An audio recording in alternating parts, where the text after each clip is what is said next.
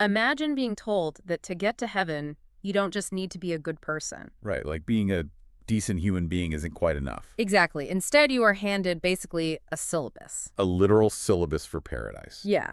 To even qualify, you need to pass like university level secular science and then memorize the foundational teachings of the Buddha, Jesus, Muhammad, and Lao Tzu. And that's just the start, honestly. Right, because then you have to systematically cut all emotional and societal ties to your family, your political party, and your country. It is a massive undertaking. It really is. And that is the exact price of admission we are looking at today.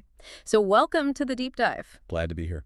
Today we are decoding this really fascinating, highly structured document from May 2006. It's literally titled The Roadmap to Heaven. And the author's moniker is just incredible. Oh yeah, the author goes by Primordial Chaos, which translates from Saloran. Which sets quite a tone right from the jump. It totally does. So, our mission for this deep dive is to dissect this explicit, step-by-step blueprint for spiritual ascension outlined by the Lifechanyuan philosophy. We're basically charting the exact journey it demands of you, the listener, from your mundane daily life right now all the way up to the ultimate, most exclusive tiers of the afterlife. And it is so specific. Yeah, that's what makes this source text so unique. It fundamentally rejects the usual ambiguity of spiritual writing. Right, you're not getting vague poetry here. No, not at all. This isn't a collection of vague parables or mystical poetry that you could just interpret however you feel in the moment. It is an exact, systematic flowchart. The author, Primordial Chaos, even says right in the text that the map is very clear. Very clear. And that the theory is simple. Simple, which is wild to say. It's completely wild. Yeah. Because the actual execution of this so-called simple map is, well, it's monumentally difficult. To put it mildly. Right. It demands nothing less than a complete psychological rewiring of how a human being interacts with reality. Okay, let's unpack this by looking at the very first step. The foundation. The worldly prerequisites. Exactly. Before any of the mystical ascension stuff happens, before any grand spiritual awakening, the text demands that the follower establish this massive worldly baseline. You have to know the earth first. Right. The starting point is literally categorized as living on Earth. And to pass this phase, you have to learn and understand the wisdom of 4 distinct historical figures. Jesus, Sakyamuni, the Buddha. Yep, Muhammad and Lao Tzu. And crucially, right alongside those religious titans, the follower must also study scientific knowledge. What's fascinating here is the sheer audacity of this specific blend. It's so unusual. It is incredibly unusual for any spiritual framework to place strict secular science on the exact same foundational level as major world religions. Like historically distinct religions. Right. You have the pillars of Christianity, Buddhism, Islam, and Taoism, and then the empirical method of science just acts as this final equal load-bearing wall. It treats all of human history's greatest hits as equal. Totally. It's necessary preliminary coursework.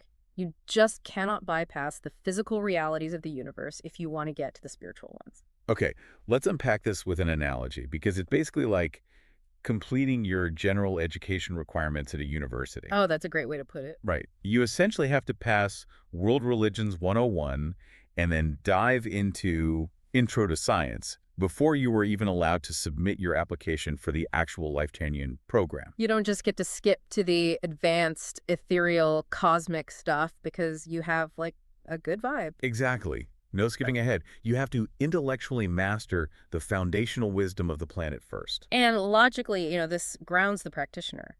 Because if a spiritual seeker just ignores science, they risk falling into superstition or magical thinking. Right. They lose their tether to reality. Yeah. And if they ignore the major religions, they miss out on millennia of ethical and philosophical human development. So the roadmap implies that to transcend earthly living, you must first fully comprehend everything Earth had to offer. You have to synthesize it all. But of course, this mastery of the world's knowledge is just the preamble. Right, it's just the warm-up. Exactly. Once that worldly foundation is rock solid, the text pushes the follower out of the general public sphere and into a highly specific, proprietary curriculum. So the general education ends, and you declare your major. That's the perfect transition, yeah. You formally enter Lifechanyuan, and here you have to study what the text calls the Chanyun corpus and the Shufen corpus. You also have to listen to Chanyuan masters. Right.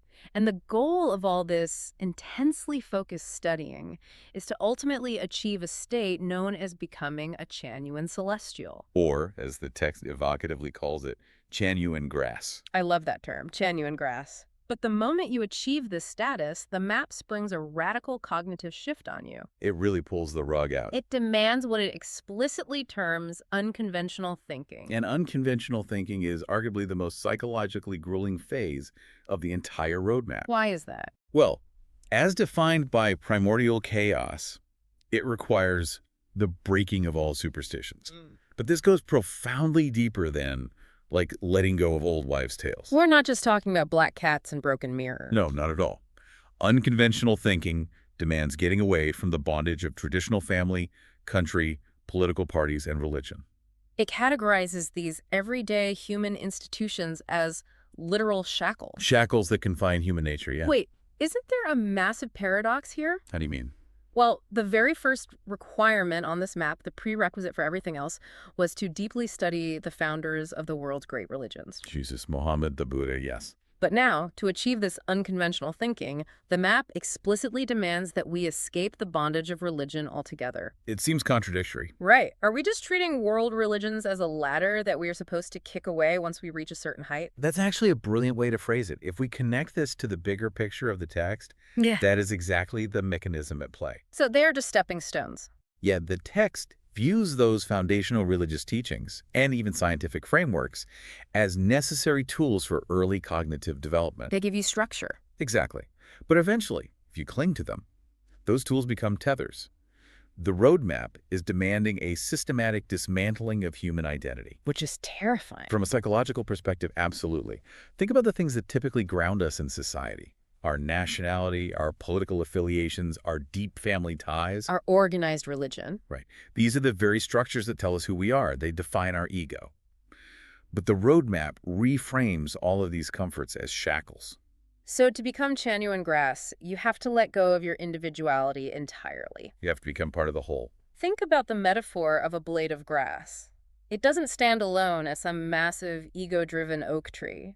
It sways with the wind. It doesn't resist when stepped on. It is profoundly humble. And I want to just ask you, the listener, to think about this for a second. Think about the one thing that most defines your identity right now. It could be your nationality. Yeah, or maybe your fierce devotion to a political party, or your role as a parent in your family. Now imagine a spiritual roadmap demanding you view that core piece of yourself as a shackle holding you back from paradise.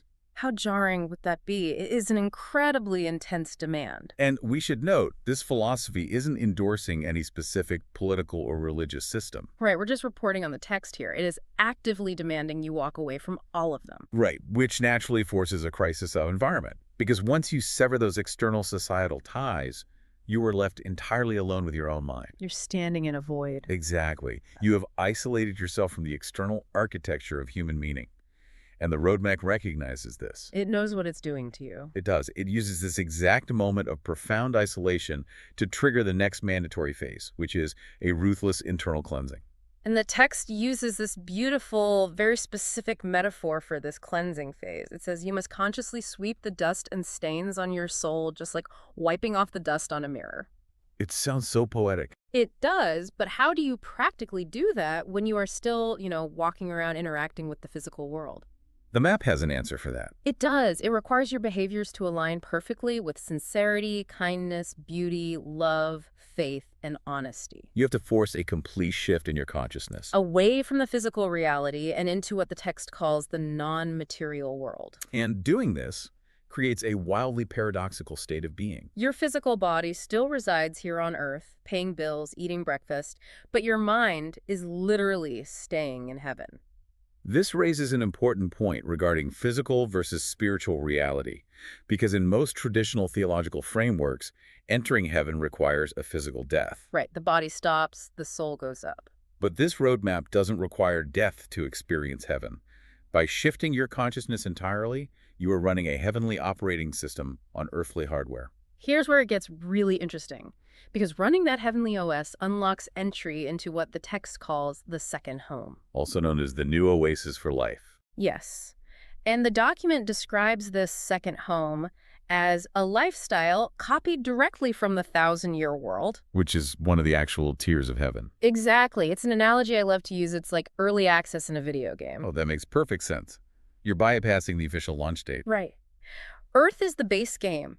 It's messy, there are frustrating political parties, intense family dramas, rigid borders. The bugs and glitches of human life. Yeah, but by unlearning your earthly attachments and wiping your internal mirror clean, you get an exclusive beta code. You get to play the Heavenly Expansion Pack while still physically residing on the base game Earth. You are literally living out a functional copy of the afterlife right now.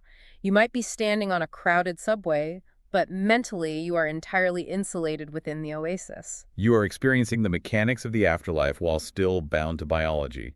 It's profound detachment. But the second home isn't the end, is it? No, not at all. While the second home is a paradise, the text makes it incredibly clear that it's only a staging ground. It's just the lobby. Right. For those truly ambitious souls, the map branches upward into 3 increasingly exclusive, permanent tiers of heaven.